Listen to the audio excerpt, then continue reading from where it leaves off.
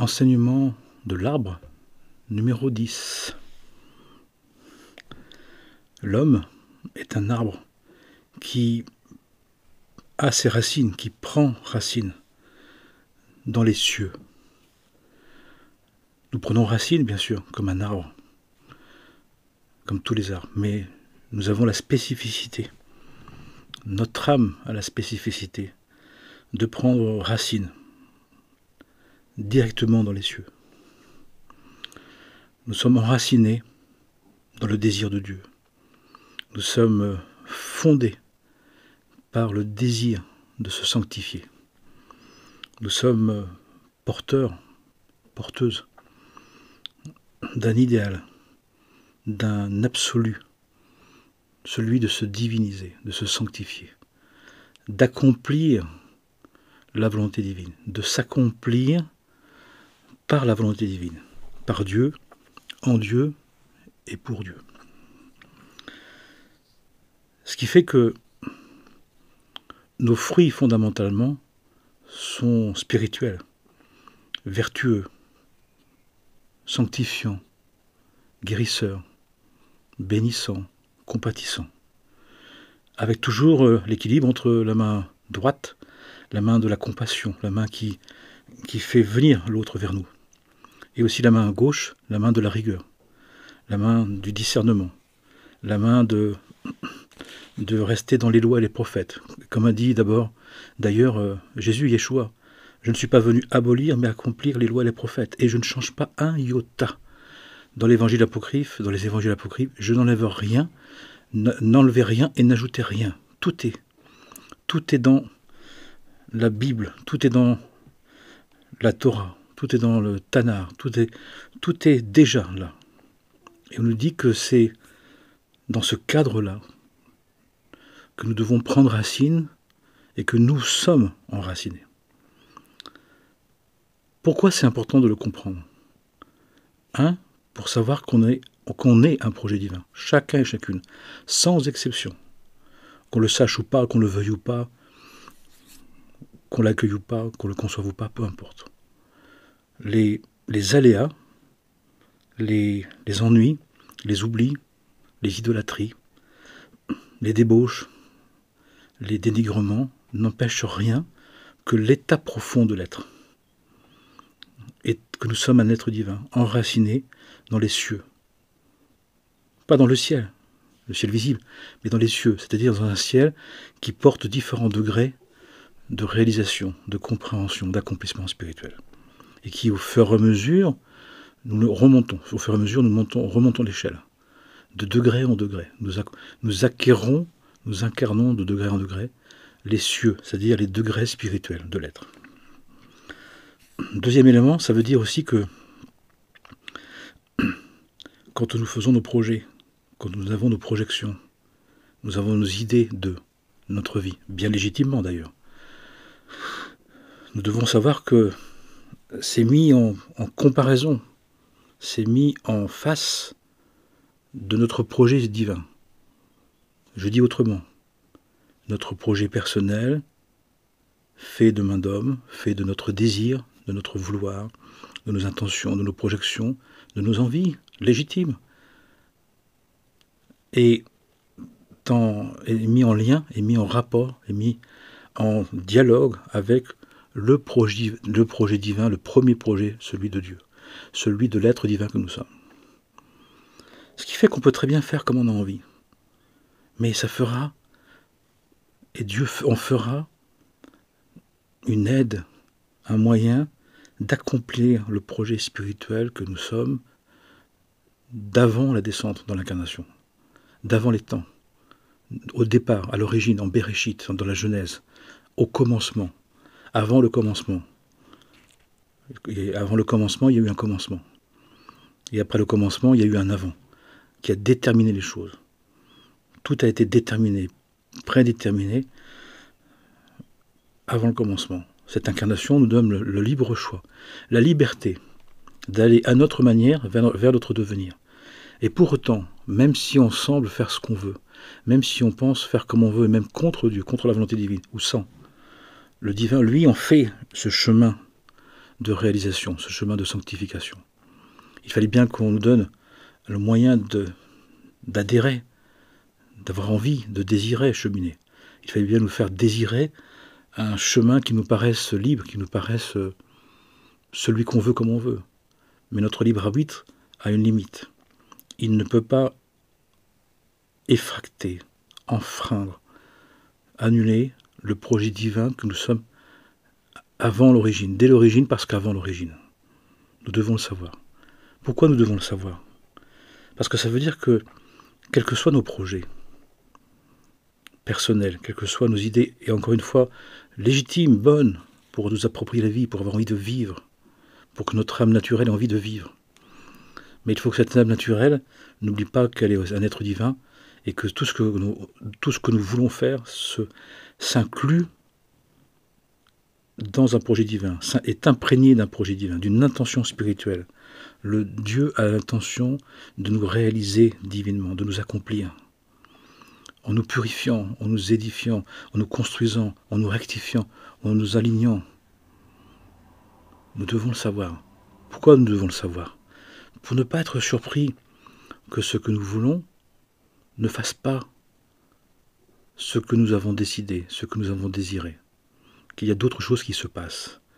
Parce que dans l'espace de notre intention personnelle, il y a l'intention divine que nous portons qui vient se présenter, s'immiscer, est toujours présente, en fond d'écran. Mais dans l'apparence, on croit qu'on peut faire ce qu'on veut. Mais à vrai dire, on s'aperçoit vite, si on est légèrement observateur et un tant soit peu honnête et sincère, que les choses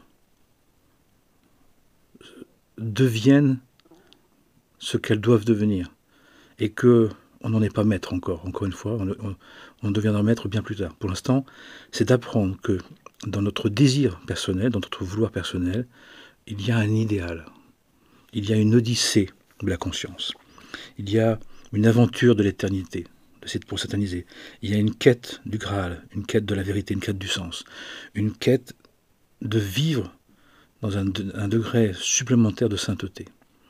Pour cela, à travers nos projets personnels, il y a un travail d'accomplissement, un travail de réalisation, un travail de perfectionnement qui nous est proposé, qui est toujours dans l'aspect le plus pur, le plus parfait, le plus sublime, une quête d'un idéal, d'une quête d'un absolu, d'une quête de perfectionnement, de réalisation, d'être dans la plus pure pensée, dans la plus véritable parole, un verbe créateur, dans la volonté la plus juste qui soit. Bien évidemment, comme nous sommes des êtres divins, le perfectionnement est tellement immense, tellement illimité qu'il nous paraît éternel. Et alors, c'est fabuleux, tant mieux. Ça veut dire que ça ne s'arrête pas, ça veut dire que ça continue. Ça veut dire qu'on ne peut pas stagner, rappelons-nous, qu'on ne peut pas revenir en arrière, rappelons-nous. Mais que de toute façon, d'une manière ou d'une autre, à petits pas, à cloche-pied, en crabe, de côté, nous nous perfectionnons. Parfois, nous pensons qu'on stagne, mais parfois, extérieurement, on stagne. Dans l'expression, dans la réalisation, mais intérieurement, jamais. À chaque instant, il y a un renouvellement, il y a quelque chose qui se passe, qui se produit, qui fait qu'il y a un mouvement d'excellence, un mouvement d'accomplissement, un mouvement privilégié, angélique, archangélique, spirituel, divin, au-dessus des hiérarchies. On traverse les hiérarchies, mais l'être humain est au pied du trône de Dieu. Le genre humain, dit-on, va être la 10e hiérarchie angélique. Mais les esprits de la liberté,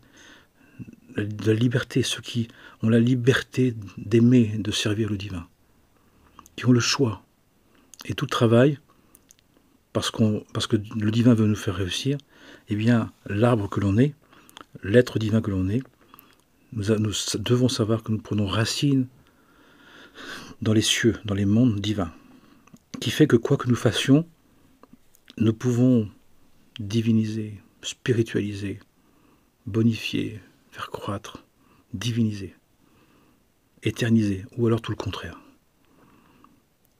Donc nous avons, dès le départ, la capacité de progrès, de créer, de procréer, d'engendrer, spirituellement parlant, d'apporter quelque chose qui n'est pas simplement de faire, d'acquérir, de vouloir, de réaliser, mais de créer, d'engendrer, de sublimer, non pas que de consommer, mais d'amener à un état d'absolu, un état de merveilleux, un état de perfection.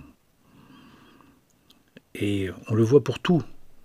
Et on nous dit que dans tout, nous avons à faire ce que nous avons à faire, mais avec une précaution, avec une bienveillance, avec une précision, avec une propreté, avec une netteté, avec une beauté, avec un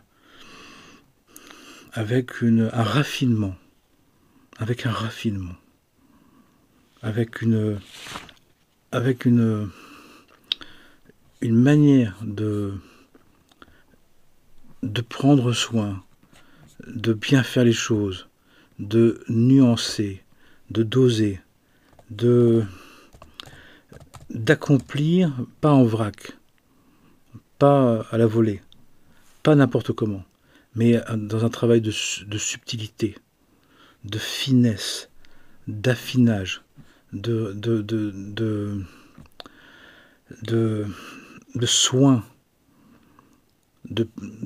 jusqu'à polir, jusqu'à ciseler, jusqu'à épurer pour que ça soit le plus juste. Vous savez, de chercher le bon ton, le bon nuance d'une couleur, la bonne tension du tissage, la bonne manière d'agencer un lieu, la bonne manière de tailler un arbre, d'embellir les lieux. Vous savez, ce raffinement de la parole, et en particulier l'esprit de la France, l'esprit de Tsarfat en hébreu, c'est cette notion de raffiner. D'où le fait que les personnes, donc, de rendre meilleur, d'améliorer. Nous avons à faire ce que nous devons faire, mais dans un prendre soin, dans une précaution, dans une nuance, dans un degré de précision qui fait que, en faisant ça, en utilisant bien la matière, l'âme, le tiers de l'âme, celle qui est devenue l'âme naturelle, nous pouvons nous perfectionner. Nous pouvons faire descendre les cieux sur la terre, de faire rencontrer le très haut et le très bas, le tout haut et le tout bas. Parce que, tout simplement, nous souhaitons bonifier la terre. Nous voulons, dans la terre, dans l'expression terrestre, dans la personnalité, porter un respect des droits et des devoirs, faire les choses avec un bon sens, avec une logique, avec une maîtrise, de faire les choses avec une morale, et les manières. On peut tout faire, on peut tout dire, mais il y a la manière, de trouver la bonne manière, de se plaindre, d'agir, de bénir, de faire remarquer, d'interpeller, de nourrir, et puis le respect des commandements. Comment vivre notre vie, comment désirer, comment aimer dans le respect des commandements, de ne pas tuer, de ne pas voler, de ne pas adultérer, de ne pas profaner. L'enjeu, il est là. L'enjeu, il est là. C'est pas simplement de faire. On peut faire à manger, on peut donner à manger, en vrac. Mais même la moindre nourriture peut être un festin, mais peut-être aussi un sacrement. Et nous avons tous à sacraliser. Nous avons à faire le sacré dans tout ce que nous faisons, dans ce que nous voulons. Et ça, c'est quelque chose que nous portons tous, qui fait aussi que quand nous faisons quelque chose, on n'est pas forcément satisfait de comment on l'a fait. Et qu'à chaque fois, de fait, il y a une amélioration, un perfectionnement, une correction, un ajustement qu'on aura envie de faire. Les bons poids, les bonnes mesures, la bonne portion, la bonne proportion, la bonne dimension, le bon moment, la bonne manière, le temps juste, la bonne prière, la bonne demande, tout ça. Cette notion de faire du sacré. Et nous sommes faits pour ça. C'est pour ça que notre arbre, je disais, l'homme est un arbre qui prend ses racines dans les cieux. Les cieux, c'est dans les mondes divins. Et il y a différents degrés. Et à chaque degré, nous avons un état de perfectionnement, un état d'ajustement, un état de conscience, un état d'expérience, un état de réalisation. Qui fait que on peut résumer ça de manière très classique, très habituelle, c'est chercher le royaume de Dieu d'abord. Et tout vous sera donné en surcroît. En surcroît. En plus. En plus, nous aurons ce qu'il faut. Nous aurons encore. Mais on nous dit, ce que nous sommes, c'est pas simplement de vivre ce que nous avons, ce qui est possible. C'est de le vivre avec une certaine éthique, avec une certaine royauté, avec un certain sacrement, une certaine classe, on pourrait dire, une certaine finesse, un certain raffinement, sans pédance, sans se prendre pour quelqu'un qu'on n'est pas, sans exagération, sans pouvoir, sans vouloir faire mettre de la poudre aux yeux, c'est pas le sujet. Mais l'idée, c'est d'arriver à vivre la vérité de notre nature profonde et réelle, éternelle, dans la moindre des choses. Et comme on est des êtres de perfectionnement, eh bien, forcément, à chaque jour, il y a la possibilité de se reprendre, de se refaire, de recommencer. C'est pour ça qu'il ne faut pas confondre faire des erreurs et faire une faute. Une faute, c'est quand on fait des erreurs et qu'on ne s'améliore pas. Là, on en fait une faute. Mais une erreur est inévitable. Une limite est inévitable. De recommencer est inévitable. Ce ne doit pas être un problème, au contraire. J'ai réussi à faire ça comme ça, je peux faire encore mieux, je peux encore faire différemment. Encore mieux, c'est-à-dire plus juste, plus ajusté à un équilibre qu'on cherche. C'est quoi l'équilibre qu'on cherche? C'est une harmonie, un travail d'harmonie. Et l'harmonie, c'est cette capacité d'harmoniser les contraires. C'est le grand travail spirituel. Plus on est dans la maîtrise de soi, dans la connaissance de Dieu, dans la prière, dans la méditation, l'étude, plus on comprend que le travail, c'est d'harmoniser les contraires. Pas de choisir l'un sans l'autre. Pas de choisir la rigueur sans la compassion. Pas de choisir la compassion sans la rigueur. Mais d'avoir une rigueur bienveillante et une miséricorde rigoureuse. Un équilibre entre les deux. La voie du milieu. Mais la voie du milieu qui associe les deux, qui équilibre les deux. L'harmonie, le travail d'harmonie. La notion du Tao. Mais le Tao où on voit la larme blanche avec le point noir et la larme noire avec le point blanc, mais en même temps. L'équilibre. L'équilibre du donné et du reçu. L'équilibre du désir et de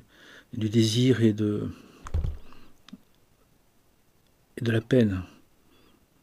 L'harmonie entre la parole et le silence. L'harmonie entre je donne et je prends. L'harmonie entre je fais et je suis. Tout ce travail-là. Et c'est tout le travail que nous avons à faire. Et on voit les arbres. Les arbres, avec leur tronc principal, il y a une harmonie dans les 4 directions. Justement, un équilibre, pour que l'arbre puisse justement pousser droit. Pousser droit, c'est de pousser juste. Pousser de manière équilibrée. Entre les 2 colonnes du temple. Entre les 2 colonnes de l'arbre de vie. Ou entre chaque séphirote, entre chaque sphère divine, il y a une voie du milieu. Une voie qui associe. Une voie qui établit un chemin du milieu, un chemin de l'équilibre, le chemin de l'équilibre harmonieux, qui intègre les contraires, d'harmoniser les contraires, de faire de la dualité complémentaire, les opposés complémentaires. C'est tout ce travail-là qu'on nous demande de faire.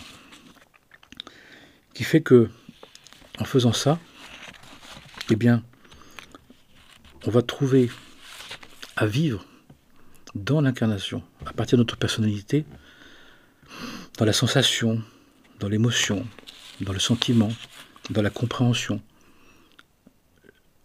un ressenti du divin, un ressenti de l'harmonie divine, l'harmonie des sphères célestes, des sphères divines. Parce que en bas, on aura agi dans cette conscience-là. On aura équilibré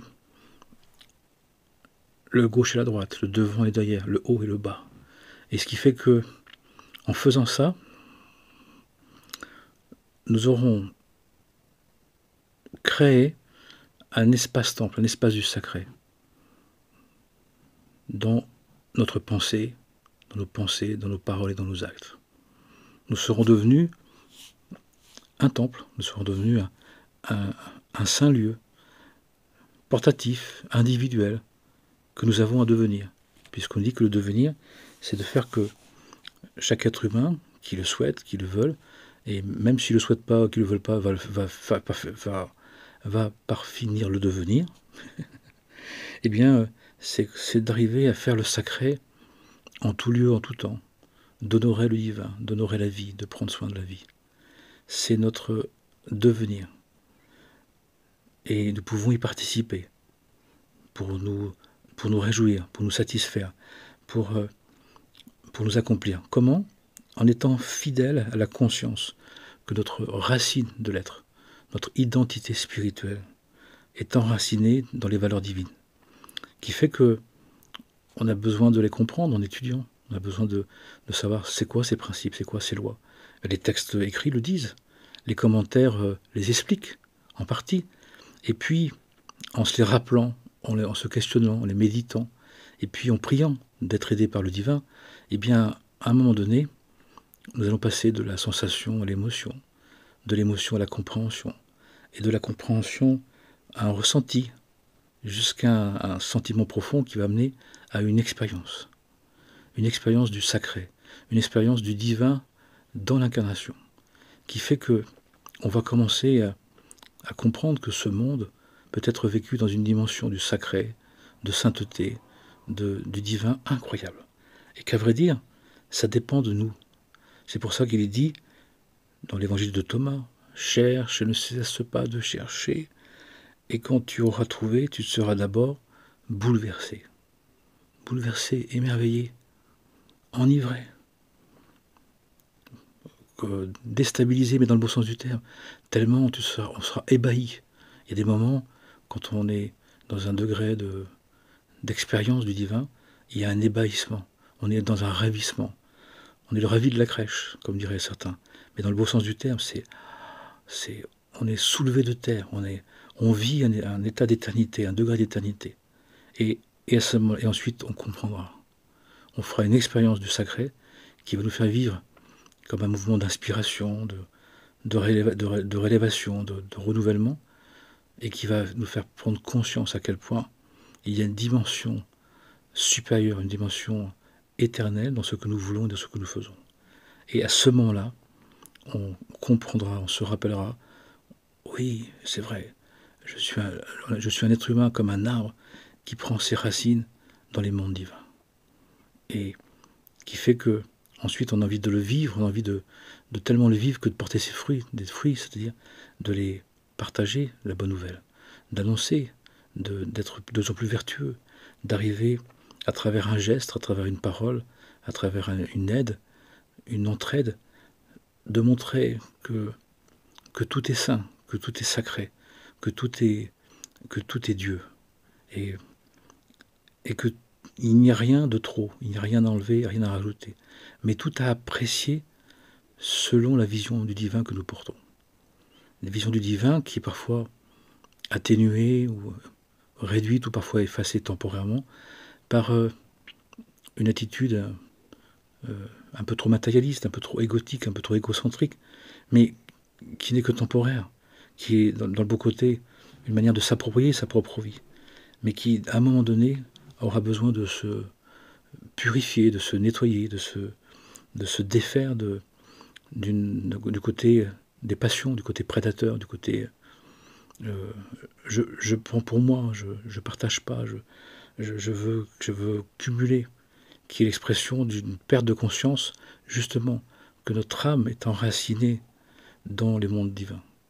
Nous sommes de passage, nous sommes des êtres divins. Ne savez-vous pas que vous êtes des fils et des filles de Dieu? Des enfants et des fils et des enfants qui ont à devenir des fils et des filles de Dieu. Si on y pense un peu, si on y réfléchit un peu, on est bouleversé, on tremble, on est émerveillé, en même temps ça craint d'une certaine manière. Dans le sens où on dit, mais alors, quand j'agis, je ne peux pas agir comme si j'étais quelqu'un de sans importance, sans influence, sans sainteté. Parce que même le pire des hommes et des femmes, pour un temps, a toujours ce degré de sainteté, est toujours un être divin en attente. Il peut être une pierre brute, il peut être une pierre ensevelie sous des couches de bêtises et d'erreurs et d'imbécilité, mais n'empêche, c'est un être divin à part entière. Et que rien ne peut effacer, ne peut altérer notre royauté. Même si, temporairement, la quête spirituelle, l'envie de se spiritualiser, se diviniser, nous paraît comme quelque chose d'idiot, d'un racontage. Certains m'écrivent ça. C'est du grand n'importe quoi ce que vous dites, ça vaut rien. Si vous voulez. Chacun a son heure, chacun a son expérience. Donc là, tout ça pour nous dire que nous sommes des êtres divins, tous, chacun, et on le sait plus ou moins, et l'idée, c'est de le savoir de mieux en mieux, et plus on va se rappeler de notre royauté, moins on aura besoin de consommer, on aura moins besoin de rapports de force, de rapports d'agressivité, de rapports de violence, de posséder, d'abuser, de délirer, parce que tout simplement, on saura que cette royauté, elle n'appartient pas à toute cette consommation, à toute cette prédation. Elle est justement l'expression d'un oubli de cette royauté. Un être royal, il est royal, quelles que soient ses conditions de vie. Et un être royal, il a envie de partager cette royauté. C'est le fait de dire, mais que nous avons devant Dieu, nous sommes des êtres inestimables, des êtres qui n'avons pas de prix, qui sommes de grands prix, qui sont sublimes. Et de savoir ça, c'est de savoir que nous sommes enracinés dans les cieux. Et personne ne peut nous déraciner. Même si en apparence, certains aimeraient le faire, ou le pensent, ou le veulent, c'est impossible. C'est ce que Dieu fait, il le fait de manière éternelle, absolue et incorruptible. Tous les textes le disent. Puissions-nous nous en souvenir, puissions-nous nous en rappeler, puissions-nous nous voir comme ça, puissions-nous voir l'autre comme ça, même à travers sa bêtise, son idolâtrie, sa débauche, peu importe, ses maladies, son mal-être, sa défonce, peu importe, sa violence.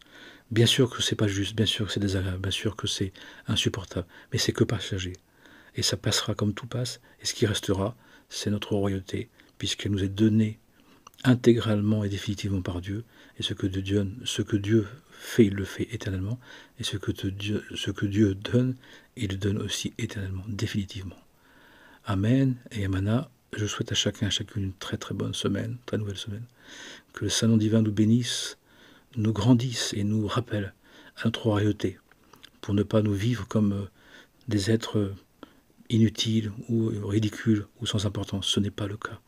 Nous avons la possibilité, dans les conditions de notre vie, d'influencer et d'aider chacun et chacune à se souvenir que justement on est des êtres divins et qu'on a à se comporter comme des êtres divins. On a à apprendre à se comporter comme des êtres divins, et tous les textes sacrés, bénis soient-ils, quelle que soit la source, nous parlent de cette royauté, de l'aspect vertueux, l'aspect royal, l'aspect divin que nous sommes tous.